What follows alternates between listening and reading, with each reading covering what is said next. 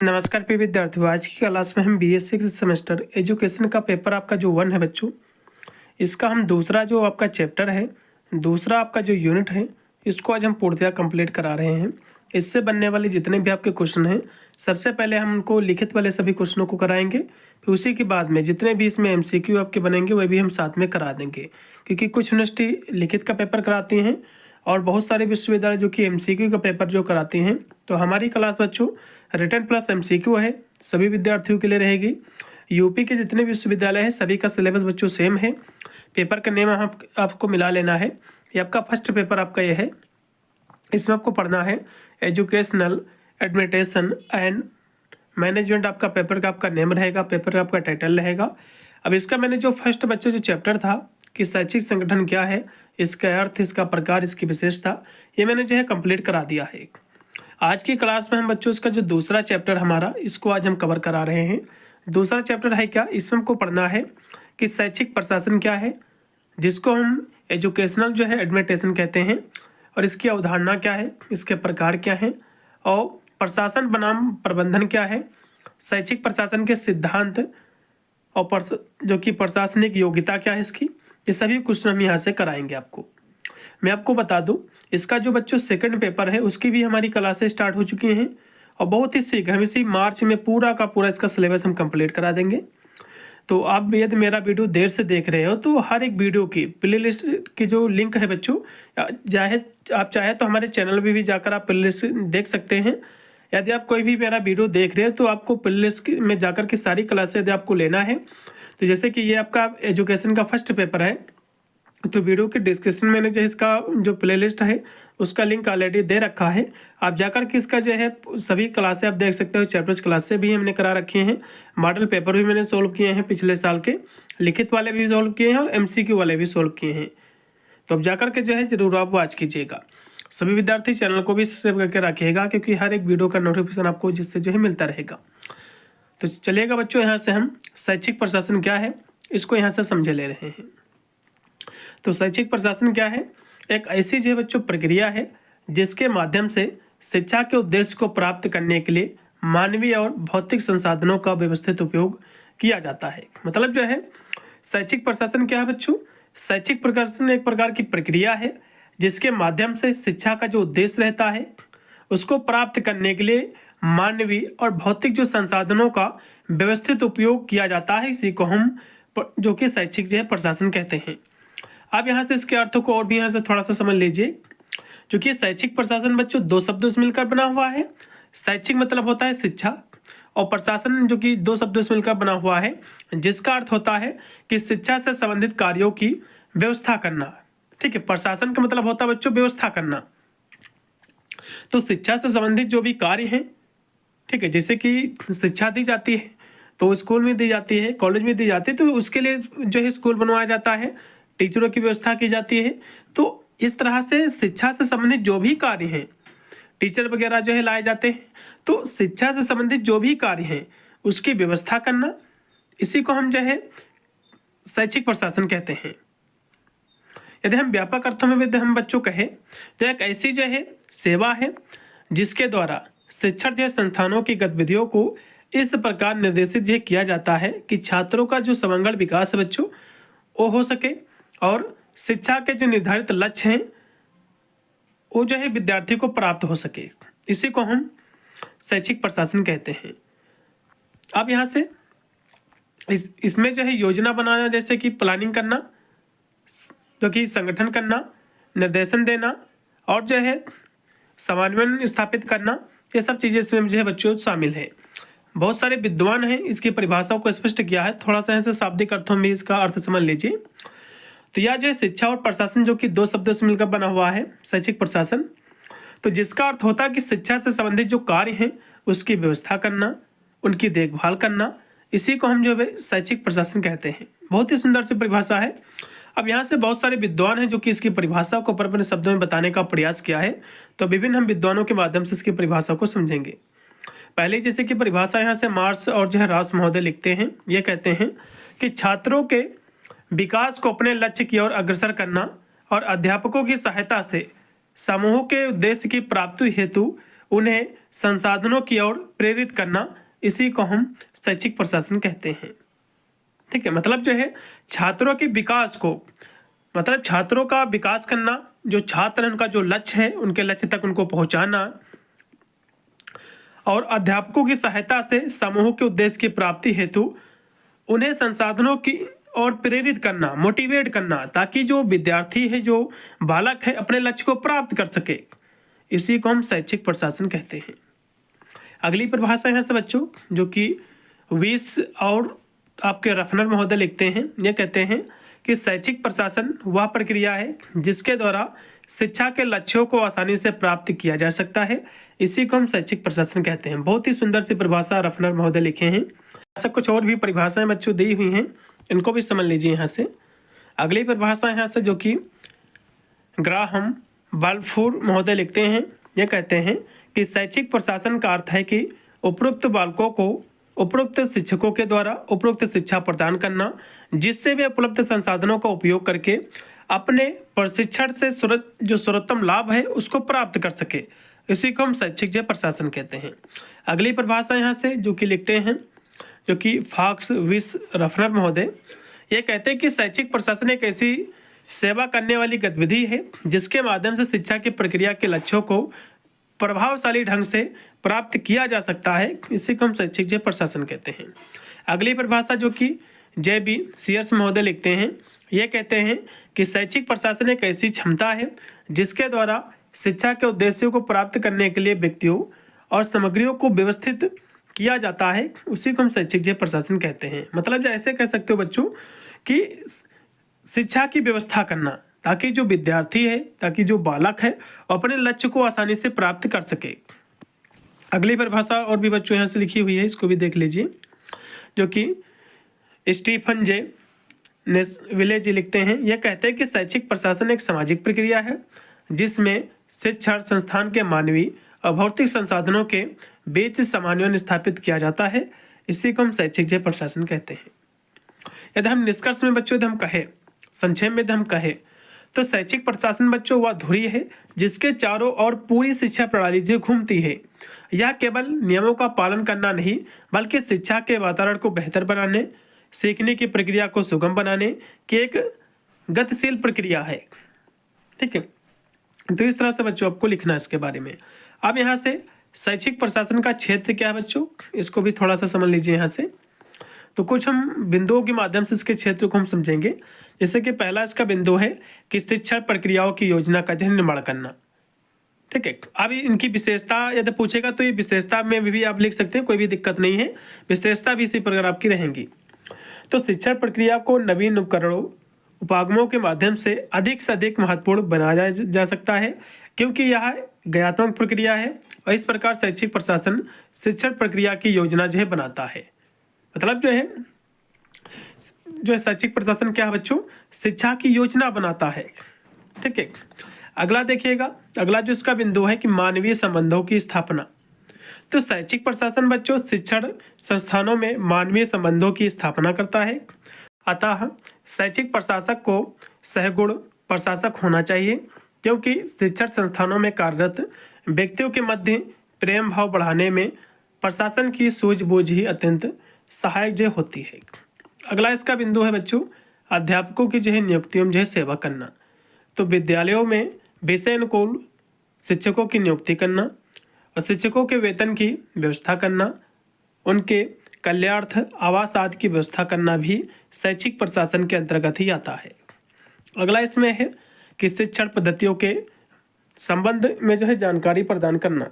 मतलब अध्यापकों को अधिकतम जो है प्रभावशाली बनाने के लिए उन्हें नवीन एवं उपयोगी विषय पद्धतियों के संबंध में जानकारी प्रदान की जानी चाहिए। अगला बिंदु है कि शैक्षिक समस्याओं का जो है समाधान करना। मतलब जो है शैक्षिक प्रशासन विभिन्न जो समस्याएं होती हैं, जैसे कि शिक्षकों के द्वारा शिक्षण कार्य में रुचि न लेना, अब जो कर्मचारियों की कार्य के प्रति उदासीनता आदि का समाधान भी जो है इसमें किया जाता है। फिर है कि भौतिक तत्वों का जो है संगठन। तो शैक्षिक प्रशासन के अंतर्गत विद्यालय के संचालन के लिए धन की व्यवस्था करना एवं खेल के मैदान का निर्माण करना आदि आता है इसी के अंतर्गत। अतः जो है शैक्षिक प्रशासन का शैक्षिक प्रशासन को धन प्राप्त करने के स्रोतों का स्पष्ट ज्ञान होना चाहिए। अब यहाँ से बच्चों जो कि प्रशासन बनाम प्रबंधन क्या है, इसको भी यहाँ से समझ लीजिए, इनके बीच में अंतर देख लीजिए। ठीक है, तो मुख्य इसमें हम कार्य की बात करें, कार्य मुख्य विशेषताओं के माध्यम से समझेंगे। तो जो प्रशासन होता बच्चों, ठीक है, इसका कार्य होता है नीतियाँ बनाना, उद्देश्य बनाना। ठीक है, इसका जो कि प्रमुख कार्य होता है। वही यदि हम प्रबंधन की बात करें बच्चों, तो प्रबंधन क्या करता है, नीतियों को जो है लागू करता है। फिर है अगला यदि हम अंतर की बात करें स्तर का, तो जो प्रशासन होता बच्चों उच्च स्तरीय होता है, जबकि प्रबंधन जो होता है मध्यम और जो है निम्न स्तरीय होता है। उसके बाद अगला जो अंतर इसमें है कि भविष्य उन्मुखी और जो है रणनीतिक, प्रशासन में होता है दृष्टिकोण। ठीक है, जबकि प्रशासन में क्या है, परिचालक और जो है दैनिक कार्यों पर केंद्रित रहता है। फिर है अगला जो इसमें दिया हुआ है, हाँ अगला फिर इसमें जो दिया हुआ है कि जो प्रशासन है बच्चों, ये जो है क्या करना है ये तय करता है, जबकि प्रबंधन क्या है, कैसे करना है, किस पर ध्यान देता है, इन सभी चीज़ों पर ध्यान देता है कि कैसे कार्य को करना है। इस तरह से आपको लिखना है इसके बीच में अंतर। अब यहाँ से बच्चों शैक्षिक प्रशासन के जो सिद्धांत हैं इनको भी समझ लीजिए। तो प्रभावी प्रशासन के लिए इन सिद्धांतों का पालन करना आवश्यक होता है, जैसे कि प्लानिंग करना, तो भविष्य की गतिविधियों की रूपरेखा तैयार करना। उसके बाद है संगठन करना, ऑर्गेनाइजेशन करना, जिसको हम पोस्ट कार्ड के माध्यम से समझ सकते हैं। उसी का फुल फॉर्म है कार्य और जो संसाधनों का व्यवस्थित जो ढांचा बनाना। उसके बाद है निर्देशन और जो प्रेरणा, तो कर्मचारियों को लक्ष्य की ओर जो है प्रोत्साहित करना। उसके बाद है समन्वयन, कोऑर्डिनेशन, मतलब जो है विभिन्न विभागों गतिविधियों में जो है तालमेल बिठाना। उसके बाद है नियंत्रण जो है मूल्यांकन, मतलब जो कार्य है उसकी प्रगति की जांच करना कि कार्य हुआ है, हो रहा है कि नहीं हो रहा है। इस सब चीज़ों की जो आवश्यकता होती है किसी कार्य को करने के लिए।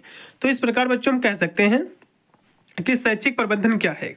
शैक्षिक प्रबंधन जैसे कि फॉर एग्जाम्पल आप कोई जब मकान बनवाता हो तो उसमें जिन जिन चीज़ों की आवश्यकता होती है उन सभी चीज़ों की आप व्यवस्था करते हो, तब जाकर के मकान तैयार होता। ठीक उसी प्रकार शिक्षा से संबंधित जितनी भी आवश्यकताएं होती हैं, जैसे कि शिक्षा से संबंधित कहीं पर आप स्कूल खोले, आपने जो है उसका वहाँ पर जो है मान लो जो ज़मीन है उसको खरीदा, फिर वहाँ से आपका स्कूल बना, फिर टीचर की आवश्यकता होती है और टीचर पढ़ा रहा सही कि नहीं पढ़ा रहा उसका मूल्यांकन करना, बच्चा रुचि ले रहा कि नहीं ले रहा। तो इन सभी चीज़ों का इसमें अध्ययन हम करते हैं। फिर आप ऐसा कह सकते हो कि शैक्षिक प्रशासन क्या है। शैक्षिक प्रशासन जो होता है बच्चों एक प्रकार शिक्षा से संबंधित जो भी कार्य हैं उसकी व्यवस्था करता है, ताकि जो बच्चा है, ताकि जो छात्र है वो जो है अपने लक्ष्य को जो है प्राप्त कर सके, लक्ष्य की ओर अग्रसर हो सके।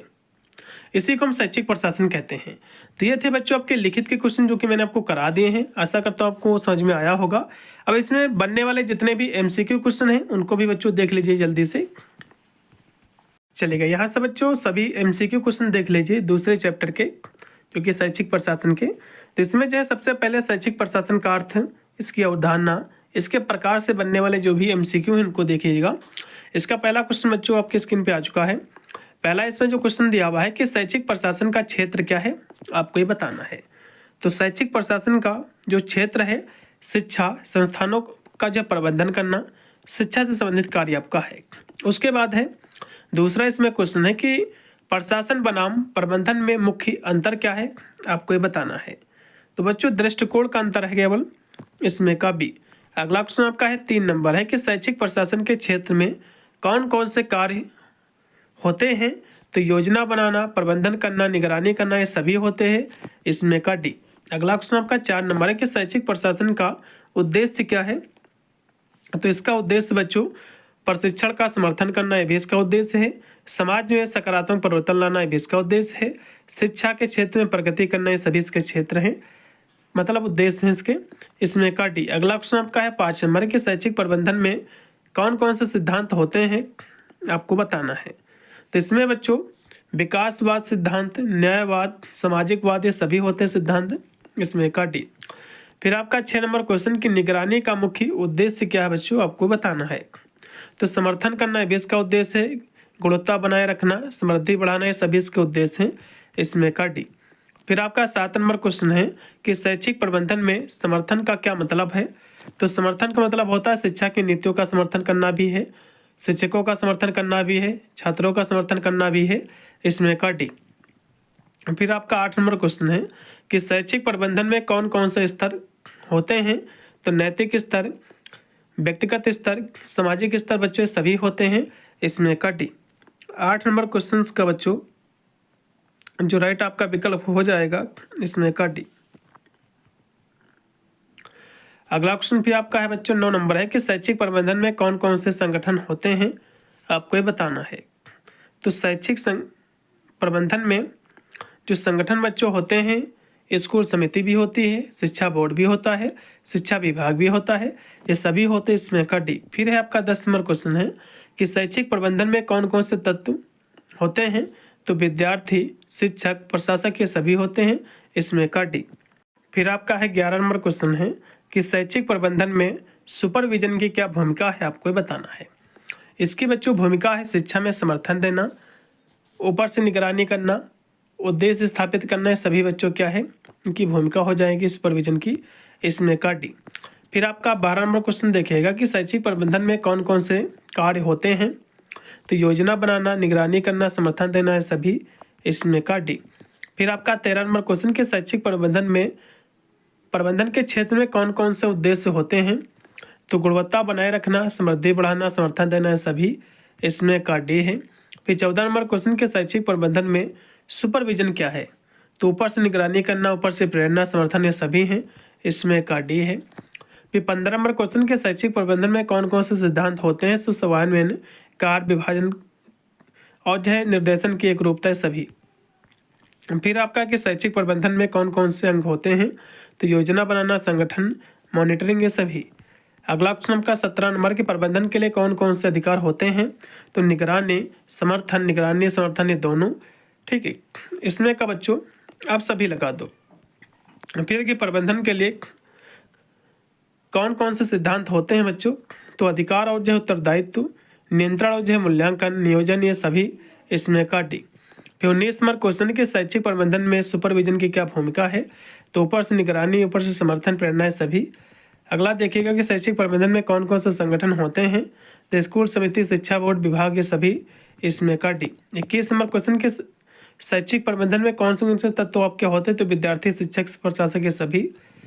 फिर है कि शैक्षिक प्रबंधन में कौन कौन से कार्य होते हैं।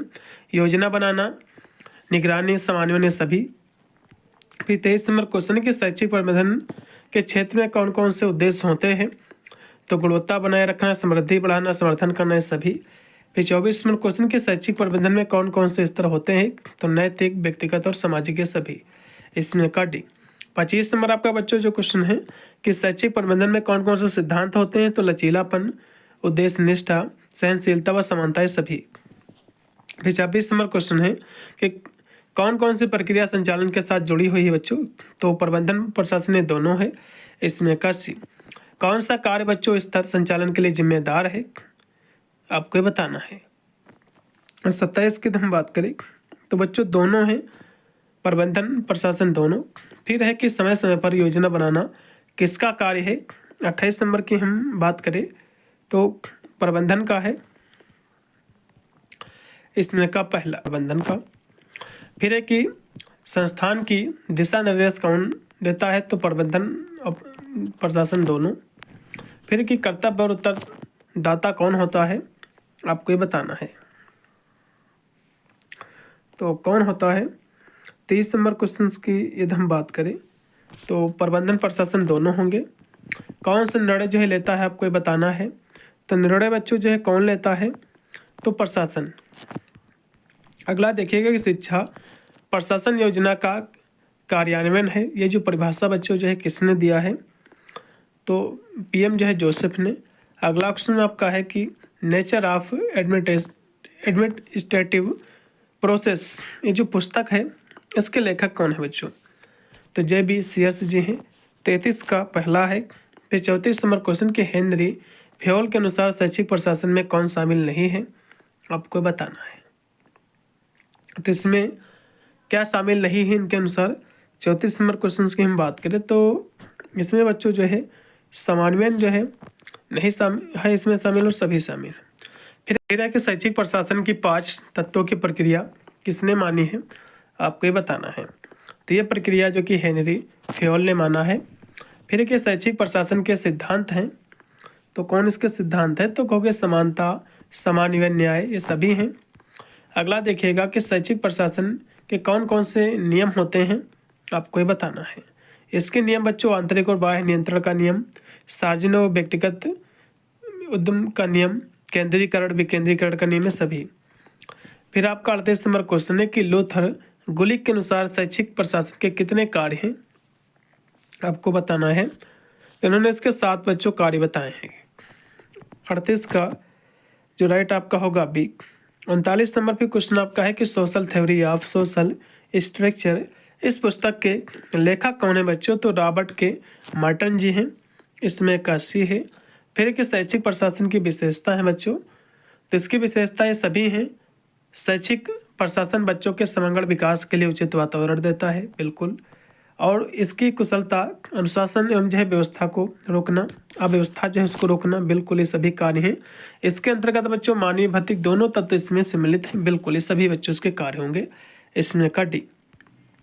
फिर आपका है 41 नंबर क्वेश्चन है कि शैक्षिक प्रशासन का उद्देश्य बच्चों उत्तम छात्रों के योग्य शिक्षकों से सुनियोजित शिक्षा हेतु सक्षम योग्यता बनाना है। ये बच्चों जो है किसने कहा है, आपको ये बताना है। ये स्टेटमेंट जो है किसके द्वारा दिया गया है, तो कहोगे ग्राहम बाल्फो के द्वारा। इसमें का डी। तो ये बच्चों आपके 41 क्वेश्चन है। अभी इसमें कुछ और भी क्वेश्चन है बच्चों, क्योंकि हम आपको कराए दे रहे हैं। ऐसा बच्चों जो और भी इसमें क्वेश्चन है, शैक्षिक प्रशासन के सिद्धांत के कुछ और भी MCQ बचे हुए हैं, तो इनको भी बच्चों देख लीजिए। पहला इसमें जो क्वेश्चन है कि शैक्षिक प्रशासन के सिद्धांत के उद्देश्य क्या हैं, आपको ये बताना। तो कहोगे शैक्षिक प्रशासन को अधिक प्रभावी बनाना, ये भी इसका उद्देश्य है। शैक्षिक प्रशासन में समस्याओं को हल करना, नए विचारों को विकसित करने, सभी इसके बच्चों उद्देश्य हैं। फिर 2 नंबर क्वेश्चन है शैक्षिक प्रशासन के सिद्धांत के स्रोत क्या हैं, तो शैक्षिक अनुभव, शैक्षिक अनुसंधान, शैक्षिक सिद्धांत, ये सभी। फिर 3 नंबर क्वेश्चन के निम्न में से शैक्षिक प्रशासन के सिद्धांत के प्रकार है, तो सामान्य, विशिष्ट, व्यवहारिक सिद्धांत सभी। फिर है कि शैक्षिक प्रशासन के सामान्य सिद्धांत क्या है, तो उद्देश्य परकता का सिद्धांत, मानववाद का सिद्धांत, लोकतंत्र का सिद्धांत सभी। फिर है कि शैक्षिक प्रशासन के विशिष्ट सिद्धांत क्या है, तो योजना सिद्धांत, आयोजन का सिद्धांत, निर्देशन का सिद्धांत सभी। अगला क्वेश्चन बच्चों आपका 6 नंबर है कि शैक्षिक प्रशासन के व्यवहारिक सिद्धांत क्या है, तो नेतृत्व का सिद्धांत, नियंत्रण, निर्णय लेने का सिद्धांत सभी। फिर है कि शैक्षिक प्रशासन के सिद्धांत का उपयोग निम्नलिखित में से जो किसके लिए किया जाता है, आपको बताना है। तो शैक्षिक उद्देश्य को प्राप्त करने के लिए, शैक्षिक जो समस्या है उसको हल करने के लिए, शैक्षिक नीतियों को विकसित करने के लिए, सभी के लिए। इसमें का डी। फिर आपका 8 नंबर क्वेश्चन है कि शैक्षिक प्रशासन के सिद्धांत का उपयोग निम्नलिखित में से किस स्तर पर किया जाता है, आपको बताना है। जो किस स्तर पर बच्चों किया जाता है, तो कहोगे राष्ट्रीय स्तर पर। इसमें का डी है। फिर है कि शैक्षिक प्रशासन के सिद्धांतों का उपयोग निम्नलिखित में से किस प्रकार के शैक्षिक संस्थानों में किया जाता है, तो प्राथमिक, माध्यमिक, उच्च, सभी में बच्चों। इसमें का डी। अगला का आपका है 10 नंबर क्वेश्चन कि शैक्षिक प्रशासन के सिद्धांतों का उपयोग निम्नलिखित में से किस प्रकार के शैक्षिक उद्देश्यों को प्राप्त करने के लिए किया जाता है, आपको ही बताना है। तो कहोगे शैक्षिक गुणवत्ता में सुधार के लिए भी किया जाता है, समानता के लिए भी किया जाता है, अनुसंधान को बढ़ावा देने के लिए, सभी के लिए। फिर आपका 11 नंबर क्वेश्चन है कि शैक्षिक प्रशासन के सिद्धांतों को लागू करने के लिए इनके में से कौन सी चुनौती है, तो कहोगे सिद्धांतों की बहुलता, सिद्धांतों की अस्पष्टता, परिवर्तनशीलता, सिद्धांतों के सभी।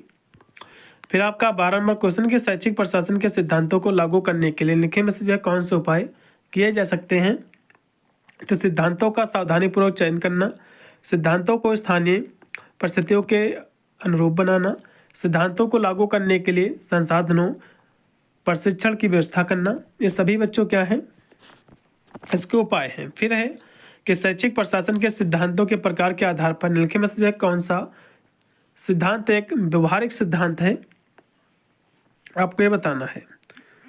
13 नंबर क्वेश्चन की हम बच्चों बात करें तो इसमें का कौन सा आपका राइट विकल्प आपका रहेगा, तो इसमें बच्चों जो है उद्देश्य परकता का सिद्धांत होगा, फिर है कि निम्नलिखित में से जो है कौन सा सिद्धांत प्रशासन के उद्देश्य परकता के सिद्धांत का समर्थन करता है, आपको ये बताना है। तो इसका बच्चों समर्थन जो है शैक्षिक उद्देश्यों को स्पष्ट और लिखित रूप में होना चाहिए, ये भी समर्थन करता है। शैक्षिक उद्देश्यों को प्राप्त करने के लिए एक योजना बनाई जानी चाहिए। शैक्षिक उद्देश्यों को प्राप्त करने के लिए संसाधनों का आवंटन भी किया जाना चाहिए। फिर 15 नंबर क्वेश्चन है कि निम्नलिखित में से कौन सा सिद्धांत शैक्षिक प्रशासन के मानववाद के सिद्धांत का समर्थन करता है, आपको ये बताना है। इसका समर्थन बच्चों शैक्षिक प्रशासन में मानवीय मूल्यों उन स्रोतों को प्राथमिकता दी जानी चाहिए और शैक्षिक प्रशासन में जो कर्मी हैं उसको प्रेरित और निर्देशित किया जाना चाहिए। शैक्षिक प्रशासन के कर्मियों के बीच सहयोग सहकार को भी जो है बढ़ावा देना चाहिए, इसमें का डी।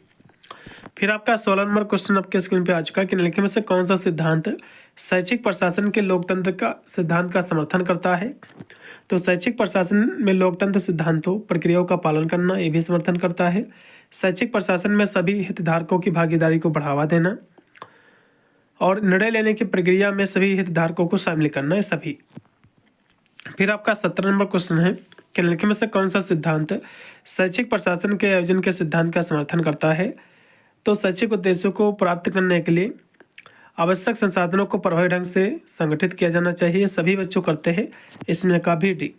फिर 18 नंबर क्वेश्चन जो आपका कि निम्नलिखित में से कौन सा सिद्धांत शैक्षिक प्रशासन के निर्देशन के सिद्धांत का समर्थन करता है बच्चों, तो सभी करते हैं, इसमें का भी डी ही राइट आपका है। फिर आपका 19 नंबर क्वेश्चन है कि निम्नलिखित में से कौन सा सिद्धांत शैक्षिक प्रशासन के नेतृत्व के सिद्धांत का समर्थन करता है, तो सभी बच्चों करते हैं, इसमें के भी। फिर है 20 नंबर क्वेश्चन के निम्नलिखित में से कौन सा सिद्धांत शैक्षिक प्रशासन के संचार के सिद्धांत का समर्थन करता है, तो इसमें भी बच्चों ये सभी सिद्धांत का समर्थन करते हैं, इसमें का भी डी। फिर 21 नंबर क्वेश्चन के निम्नलिखित में से शैक्षिक प्रशासन के निर्णय लेने के सिद्धांत का कौन समर्थन करता है बच्चों। तो शैक्षिक उद्देश्य को प्राप्त करने के लिए प्रभावी निर्णय लेने की प्रक्रिया जो आवश्यक है, ये भी समर्थन करता है। निर्णय लेने की एक प्रक्रिया है जिसमें विकल्पों का मूल्यांकन किया जाना चाहिए और एक विकल्प जो है चुना जाता है। और निर्णय लेने एक सामाजिक प्रक्रिया है जिसमें सभी हितधारकों को शामिल किया जाना चाहिए, ये सभी बच्चों इसमें का डी। फिर आपका 22 नंबर क्वेश्चन कि शैक्षिक नियोजन के सिद्धांतों के उपयोग से शैक्षिक प्रशासन में निम्नलिखित में से क्या सुधार होता है। तो प्रभावशीलता का सुधार, दक्षता, जवाबदेही, सभी, इसमें का डी। अगला क्वेश्चन देखिएगा कि शैक्षिक प्रशासन के मुख्य उद्देश्य क्या है। तो लाभ, सेवा, स्वास्थ्य या फिर सफलता। 23 नंबर क्वेश्चन की बात करें बच्चों तो कहोगे सेवा है शैक्षिक प्रशासन का मुख्य उद्देश्य, इसमें का बच्चों, इसमें का बी। फिर है कि शैक्षिक प्रशासन में सामाजिक न्याय का सिद्धांत क्या है, आपको ये बताना है। तो ये सिद्धांत बच्चों सामाजिक समानता का सिद्धांत है, इसमें का बी है। फिर है कि शैक्षिक प्रशासन में सहयोगिता का सिद्धांत क्या है। 25 की बात करें तो सहयोगिता का सिद्धांत ही है, इसमें का सी है। शैक्षिक नियोजन में पुनर्निर्माण का सिद्धांत क्या है, आपको ये बताना है। तो यह है सुधार, ठीक है। अगला देखिएगा कि शैक्षिक प्रशासन की योजनाओं को क्या कहा जाता है, आपको ये बताना है। इसको बच्चों योजना ही कहा जाता है। अगला देखिएगा फिर आपका 28 नंबर क्वेश्चन के शैक्षिक प्रशासन में संबंध बनाए रखने के लिए कौन सा सिद्धांत होते हैं, आपको बताना। तो कहोगे विकास, आधुनिकता, सहयोग, सभी, इसमें का डी। 28 का बच्चों डी है। फिर आपका दिया हुआ 29 नंबर क्वेश्चन आपके स्क्रीन पे कि शैक्षिक प्रशासन में समृद्धि के लिए कौन सा सिद्धांत होते हैं। तो सहयोग, अनुसंधान, नियमन, सभी, इसमें का भी बच्चों डी है। फिर 31 नंबर क्वेश्चन के शैक्षिक प्रशासन में उत्कृष्टता का सिद्धांत क्या है। तो ये बच्चों जो है उत्कृष्टता ही है, इसमें का सी है। फिर आपका लास्ट में बच्चों आपका है 31 नंबर क्वेश्चन कि शैक्षिक प्रशासन में समर्थन का सिद्धांत क्या है। समर्थन का सिद्धांत बच्चों जो कि सहयोग हो जाएगा, इसमें का पहला। तो ये थे बच्चों 31 आपके क्वेश्चन। और भी इसमें कुछ क्वेश्चन हैं, उनको भी देख लीजिए थोड़ा सा। यहाँ से थोड़े और भी क्वेश्चन आपके दिए हुए हैं यूनिट आपके दूसरे के, इनको भी देख लीजिए बच्चों। प्रशासनिक जो कि कौशल वाला जो टॉपिक था उससे भी क्वेश्चन आपके कुछ हैं, क्योंकि हम चैप्टर वाइज क्लासें करा रहे हैं, इसलिए हम हर एक क्वेश्चन जो भी बनेंगे हम सभी को साथ में कराते चल रहे हैं। पहला इसमें क्वेश्चन देखिएगा बच्चों कि प्रशासनिक योग्यता का अर्थ क्या है, आपको ये बताना है। इसका बच्चों जो अर्थ है प्रशासनिक कार्यों को करने के लिए आवश्यक ज्ञान, कौशल और दक्षता होता है, इसमें का पहला। फिर आपका 2 नंबर क्वेश्चन आपके स्क्रीन पे आ चुका है कि प्रशासनिक योग्यता में कौन कौन से घटक हैं आपको ये बताना है। तो इसमें बच्चों जो है ज्ञान कौशल दक्षता ये भी है, शैक्षिक योग्यता अनुभव ये भी है, व्यक्तित्व और जो है मूल्य सभी। अगला देखिएगा कि प्रशासनिक ज्ञान में निम्नलिखित में से कौन सी शाखाएं शामिल हैं आपको ये बताना है। इसमें बच्चों भारतीय संविधान और शासन, प्रशासनिक कानून, लोक प्रशासन के सिद्धांत, व्यवहारिक सभी। फिर 4 नंबर है कि प्रशासनिक कौशल में निम्नलिखित में से कौन से कौशल शामिल होते हैं। तो संचार कौशल, समस्या समाधान कौशल, निर्णय लेने कौशल सभी। अगला क्वेश्चन का 5 नंबर है कि प्रशासनिक दक्षता में निम्नलिखित में से कौन सी जो कि दक्षताएं शामिल होती हैं, जिसमें लेखन कौशल, भाषा कौशल, कंप्यूटर कौशल सभी। फिर आपका 6 नंबर क्वेश्चन है, फिर 6 नंबर क्वेश्चन की शैक्षिक योग्यता के लिए निम्नलिखित में से कौन सा विकल्प सही है। तो इसमें प्रशासनिक पदों के लिए न्यूनतम शैक्षिक योग्यता स्नातक डिग्री है, ये भी सही है। कुछ प्रशासनिक पदों के लिए स्नातकोत्तर डिग्री समकक्ष योग्यता आवश्यक है। कुछ प्रशासनिक पदों के लिए विशेषता प्रशिक्षण आवश्यक है, सभी होंगे, इसमें का डी लगा दो, सभी विकल्प सही हैं। फिर 7 नंबर क्वेश्चन के अनुभव के लिए निम्नलिखित में से कौन सा विकल्प बच्चों सही है आपको बताना है। तो इसके लिए प्रशासनिक पदों के लिए अनुभव अनिवार्य नहीं है, प्रशासनिक पदों के लिए अनुभव जो है अनिवार्य नहीं है, तो ये जो है बच्चों गलत हो जाएगा, अनुभव अनिवार्य होता है। कुछ प्रशासनिक पदों के लिए अनुभव आवश्यक है, कुछ नहीं, सभी के लिए आवश्यक होता है। अनुभव की मात्रा पद की प्राकृत और जिम्मेदारियों पर निर्भर करती है, बिल्कुल बच्चों, इसमें का सी ऑप्शन। अगला देखिएगा कि व्यक्तित्व के लिए निम्नलिखित में से कौन सा विकल्प सही है आपको ये बताना है। प्रशासनिक पदों के लिए व्यक्तित्व महत्वपूर्ण नहीं बच्चों, महत्वपूर्ण होता है। दूसरा देखिएगा प्रशासनिक पदों के लिए कुछ व्यक्तित्व विशेषता आवश्यक है, जैसे कि नेतृत्व, निर्णय लेना, समस्या समाधान, संचार कौशल, ठीक है, बिल्कुल, इसमें का बच्चों दूसरा लगा दो। 8 नंबर क्वेश्चन का बच्चों भी। फिर आपका है 9 नंबर क्वेश्चन है कि मूल्यों के लिए निम्नलिखित में से कौन सा विकल्प सही है आपको ये बताना है। तो प्रशासनिक पदों के लिए मूल्य महत्वपूर्ण नहीं है बच्चों, गलत है, क्योंकि मूल्य महत्वपूर्ण है। दूसरा देखो ऑप्शन, प्रशासनिक पदों के लिए कुछ मूल्य आवश्यक हैं, जैसे कि नैतिकता, ईमानदारी, उदय, कर्तव्यनिष्ठा, बिल्कुल, इसमें का दूसरा। अगला देखिएगा प्रशासनिक योग्यता का मूल्यांकन कैसे किया जाता है आपको ये बताना है। इसका मूल्यांकन बच्चों, प्रशासनिक योग्यता का मूल्यांकन लिखित परीक्षा, साक्षात्कार, अन्य जो है तरीकों से किया जाता है, बिल्कुल, इसमें का पहला। दूसरा देखो, लिखित परीक्षा के प्रशासनिक योग्यता का मूल्यांकन करना सबसे महत्वपूर्ण तरीका नहीं भैया, केवल इसमें पहला लगाओ बस। अगला देखिएगा कि प्रशासनिक योग्यता के विकास के लिए कौन से संस्थान जिम्मेदार हैं। इसके लिए बच्चों, इसके लिए सरकार, विश्वविद्यालय, प्रशिक्षण संस्थान ये सभी हैं, इसमें का डी। फिर आपका 12 नंबर आपका क्वेश्चन है कि प्रशासनिक योग्यता के विकास के लिए सरकार के द्वारा कौन कौन से उपाय किए जा सकते हैं आपको बताना है। तो प्रशासनिक सेवाओं के लिए गुणवत्तापूर्ण शिक्षा, प्रशिक्षण प्रदान करना ये भी कार्य किया जा सकता है। प्रशासनिक सेवाओं के लिए आकर्षण वेतन भत्ते प्रदान करना ये भी किया जा सकता है। प्रशासनिक सेवाओं के लिए स्वस्थ कार्य वातावरण प्रदान करना है, सभी बच्चों, इसमें का डी। फिर 13 नंबर क्वेश्चन की प्रशासनिक योग्यता के लिए विकास के लिए विश्वविद्यालयों के द्वारा कौन कौन से उपाय किए जा सकते हैं। तो प्रशासनिक विषयों में उच्च गुणवत्ता वाली शिक्षा प्रदान करना भी किया जा सकता है। प्रशासनिक कौशल क्षमताओं के विकास के लिए व्यवहारिक अनुभव प्रदान करना, प्रशासनिक अनुसंधान को बढ़ावा, ये सभी बच्चों किए जा सकते हैं। फिर 14 नंबर क्वेश्चन की प्रशासनिक योग्यता के विकास के लिए प्रशिक्षण संस्थानों के द्वारा कौन कौन से उपाय किए जा सकते हैं। तो इसके लिए बच्चों जो है प्रशासनिक कौशल और क्षमताओं के विकास के लिए विशिष्ट प्रशिक्षण प्रदान करना भी किया जा सकता है। प्रशासनिक मूल्यों, नैतिकता के विकास पर ध्यान देना, प्रशासनिक सेवाओं में नवाचार, सुधार को बढ़ावा देना, सभी किए जा सकते हैं। फिर 15 नंबर आपका क्वेश्चन है कि प्रशासनिक योग्यता के विकास के लिए स्वयं अध्ययन, सेमिनार, कार्यशालाएं, व्यवहारिक अनुभव जैसे अन्य जो है उपाय कैसे जो है सहायक हो सकते हैं आपको ये बताना है। तो ये जो बच्चों सहायक हो सकते हैं, स्वयं जो है अध्ययन प्रशासनिक ज्ञान कौशल के विकास में मदद करके भी, और सेमिनार और कार्यशालाएं प्रशासनिक कौशल और जो कि दक्षताओं के विकास में मदद करके भी, व्यवहारिक अनुभव प्रशासनिक ज्ञान कौशल दक्षताओं के विकास में मदद करके भी, बिल्कुल, इसमें का डी।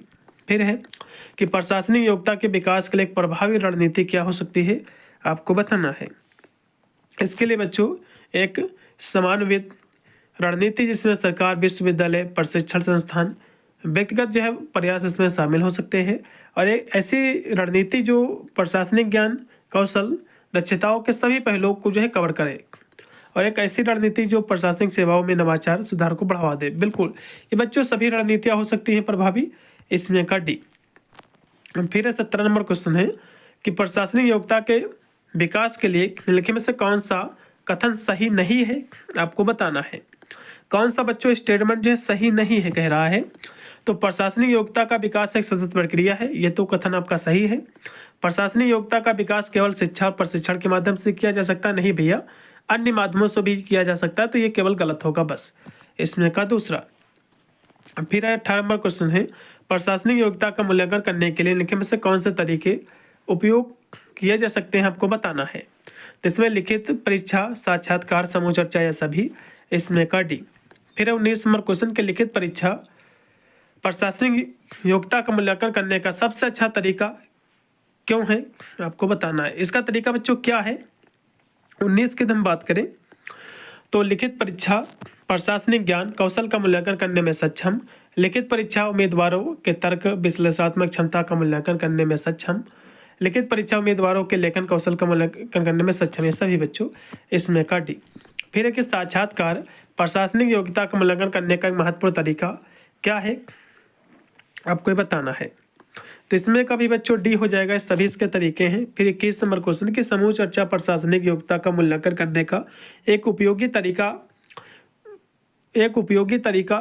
क्यों है, आपको बताना। तो ये जो है समूह चर्चा उम्मीदवारों की टीम वर्क और सहयोग कौशल का मूल्यांकन करने में सक्षम, समूह चर्चा उम्मीदवारों की समस्या समाधान, निर्णय लेने की क्षमता का मूल्यांकन करने में सक्षम, समूह चर्चा उम्मीदवारों की संचार प्रस्तुति कौशल का मूल्यांकन करने में सक्षम है सभी, इसमें का डी।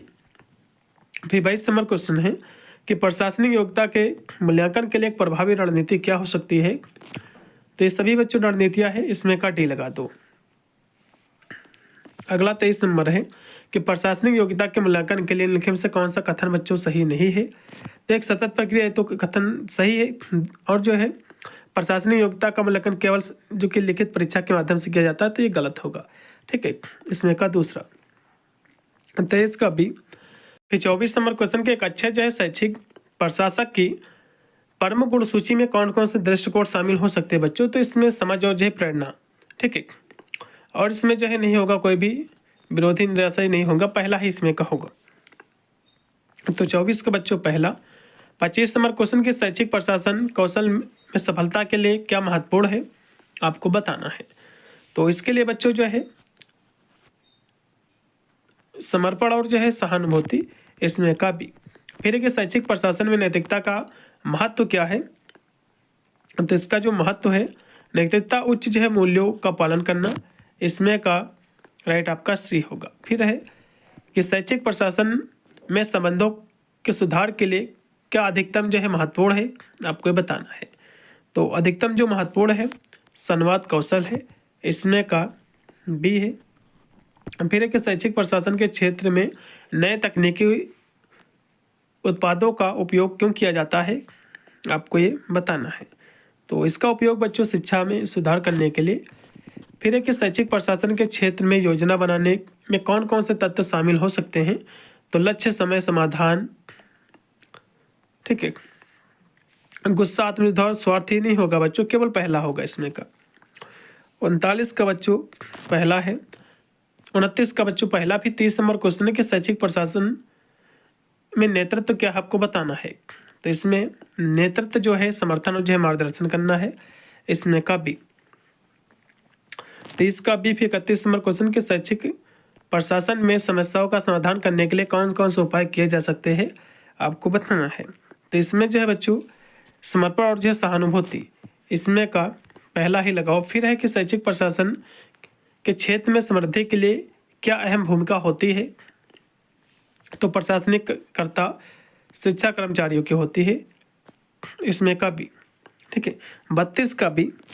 33 नंबर बच्चों आपका लास्ट में क्वेश्चन दिया हुआ है कि शैक्षिक प्रशासन कौशल में सफलता के लिए कौन सी गुण सूची आवश्यक है, आपको बताना है।